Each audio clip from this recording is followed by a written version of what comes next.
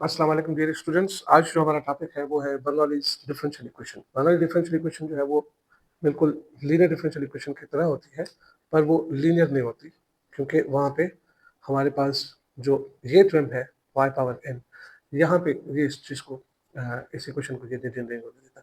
यहाँ पे अगर n की वैल्यू हम 0 और 1 कंसीडर करेंगे तो ये फिर आप वापस आपकी लीनियर इक्वेशन हो जाएगी। तो यहाँ पे ये देना ज़रूरी है कि 0 और 1 के बराबर नहीं है, तभी हम इसको बर्नौली इक्वेशन कहेंगे। बर्नौली इक्वेशन को सॉल्व करना बिल्कुल आसान है। एक सब्स्टिट्यूशन लेते हैं और फिर ये इक्वेशन जो है वो लीनियर इक्वेशन में ट्रांसफॉर्म हो जाती है। सब्स्टिट्यूशन में आपको बताता हूँ, पहले इसको इस फॉर्म में लिख सकते हैं। अगर सारी इक्वेशन को y पावर n से डिवाइड करते तो ये हो जाएगा y power n dy upon dx plus p of x divided by y power n minus 1, this is equal to q of x। y power n cancel हो जाएगा। जो यहाँ पे सब्स्टिट्यूशन है that is equal to z, नया एक variable है हमारा z, 1 माइनस n। ये जो भी पावर होगा इसका हम यहाँ से 1 माइनस n पावर दे देंगे। दोनों साइड से अगर पावर 1 माइनस n दे दें तो ये हो जाएगा z power 1 upon 1 minus n, और यहाँ पे ये पावर जो है वो कैंसिल हो जाएगा, बाकी बचेगा 1, y की पावर 1। सो ये चीज़ यहाँ पे आ गई। अब मतलब कहने का ये हुआ कि y किसके बराबर है, वो बराबर है z पावर 1 माइनस n। अब इसकी वैल्यू अगर निकालें हम इस सब्स्टिट्यूशन से, तो दोनों साइड से अगर डिफरेंशिएट करेंगे विद रिस्पेक्ट टू x तो ये हो जाएगा dz अपॉन dx, और यहाँ पे इसकी डेरिवेटिव की फंक्शन है और उसकी पावर जो है 1 माइनस n है। तो हम क्या करते हैं, 1 माइनस n पावर आता है नीचे, और पावर में एक में से एक माइनस करते हैं, और फिर अंदर वाले फंक्शन को भी हम डिफरेंशिएट कर देते हैं विथ रिस्पेक्ट टू x। सही है, दिस इज चेन रूल। अब इसको मजीद सिंप्लीफाई करेंगे तो टी ये 1 माइनस एन इधर आ जाएगा, तो 1 upon 1 minus n d z upon d x is equal to, यहाँ पे बचेगा बाकी आपके पास minus 1 plus 1 cancel, y power minus n मतलब 1 upon y power n d y upon d x. अब यहाँ पे 1 upon x y power n d y upon d x की वैल्यू ये जो है आप इधर पुट कर दें,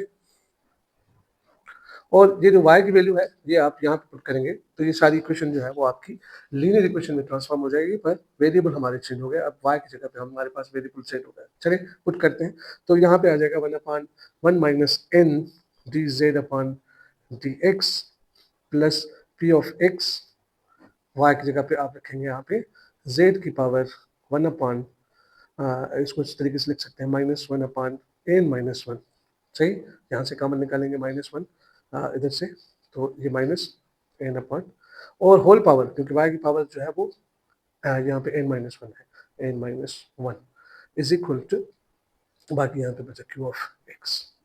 सही है, इसको मजीद सिंप्लीफाई करें तो ये आपके पास आ जाएगी, अगर एन 1 माइनस एन से मल्टीप्लाई करें तो d z upon d x plus 1 minus n p x, और यहाँ पे आप देखेंगे तो एन माइनस वन कैंसिल हो जाएगा, बाकी बचेगा जेड पावर माइनस 1 और वापस आ जाएगा जेड ऊपर, तो ये जेड पावर प्लस 1 आ जाएगा।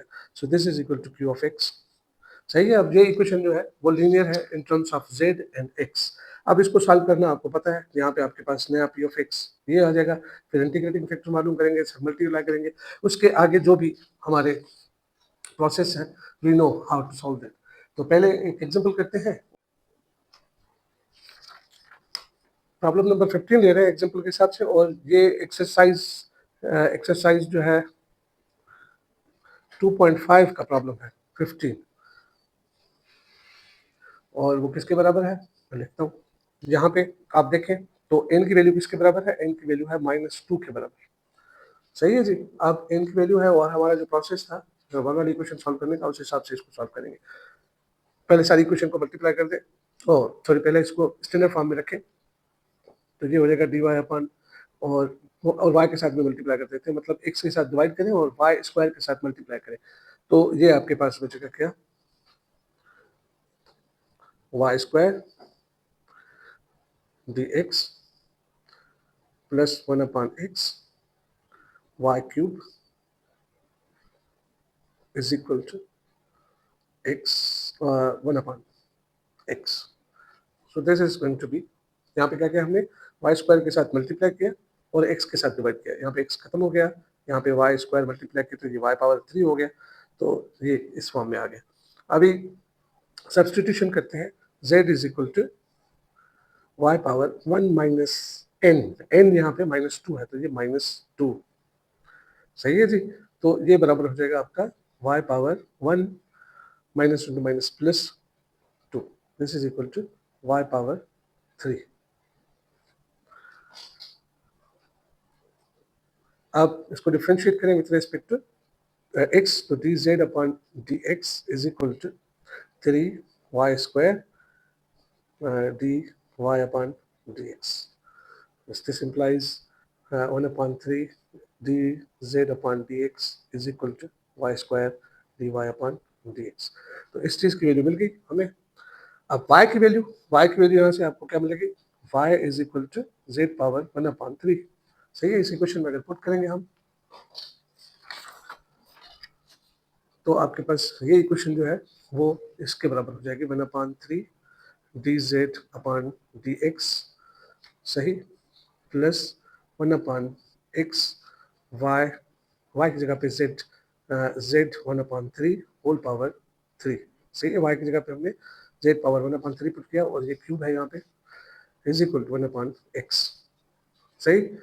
तो इसको मजीद सॉल्व करेंगे तो ये आपके पास 3 के साथ मल्टीप्लाई करते हैं तो ये dz upon dx plus 3 upon x, z 3 में कैंसिल हो जाएगा, बाकी बचेगा और 3 से मल्टीप्लाई किए तो बाकी 3 अपॉन x,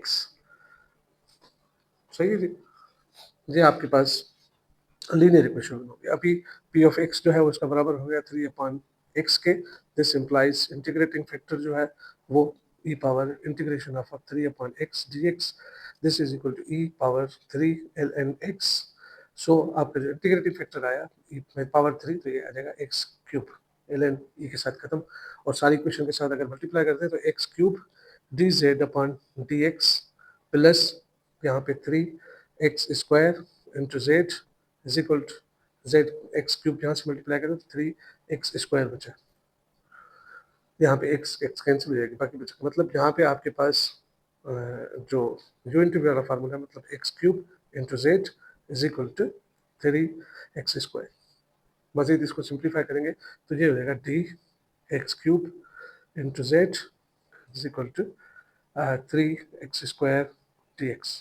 अगर इसको डिफ्रेंशिएट करें और कांस्टेंट ऑफ इंटीग्रेशन में तो दिस सिंप्लाइज आपके पास जो सॉल्यूशन आएगा x cube into z is equal to x cube upon 3 से कैंसिल हो जाएगा, बाकी बचेगा c, सही है। जो आप सब्स्टिट्यूशन की है तो वो वापस रखेंगे, हमारे पास z जो था वो बराबर था y पावर 3 के, तो यहाँ पे तो हमें याद है कि z बराबर था y पावर 3 के, दिस वाज आवर सब्स्टिट्यूशन।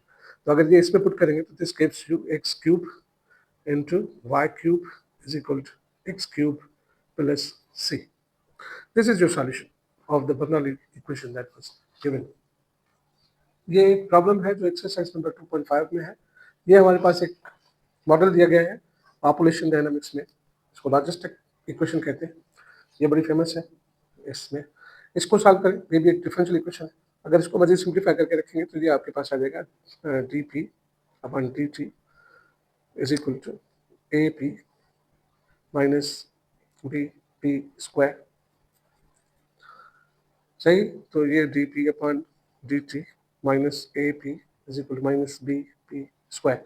यहाँ पे इंडिपेंडेंट वेरिएबल पी है और डिपेंडेंट वेरिएबल टी है, तो इस हिसाब से आप देखें तो ये एक बर्नौली इक्वेशन है। दिस इज बर्नौलीज इक्वेशन,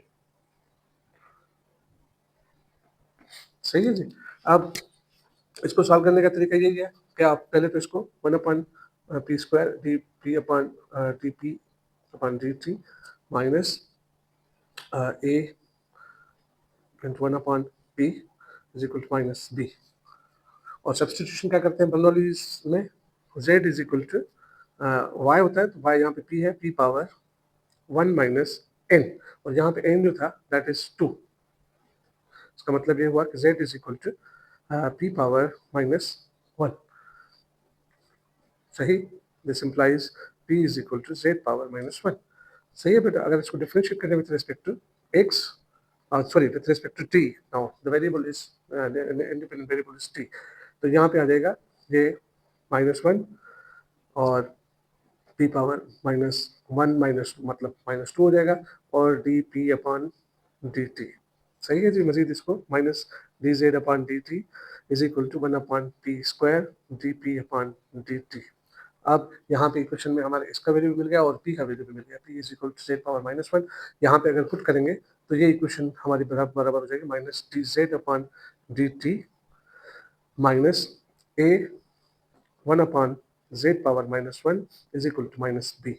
मजीद इसको सिंप्लीफाई करें, माइनस के साथ मल्टीप्लाई करें तो ये हो जाएगा d z d t plus z a z is equal to plus b. सही।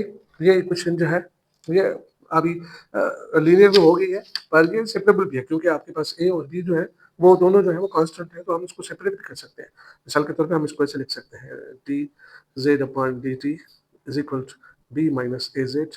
सही। तो इसको इस साइड पे लेके आएंगे तो ये आ जाएगा d z upon b minus a z और यहाँ पे डी टी। सही जी। इसको वही सॉल्व करेंगे तो ये हो जाएगा आपके पास, इंटीग्रेट करना है इसको लिख सकते हैं हम -1 upon a minus a z minus b d z is equal to d t. सही। और यहाँ पे अगर आप देखें तो इसको ऐसे भी लिख सकते हैं, मतलब ए और यहाँ पे हम अगर 1 अपॉन ए इसको मल्टीप्लाई करें माइनस यहाँ पे बाहर निकाल दें तो ये जैसे कि आपका और दोनों साइड से इंटीग्रेट करेंगे प्लस सी कांस्टेंट।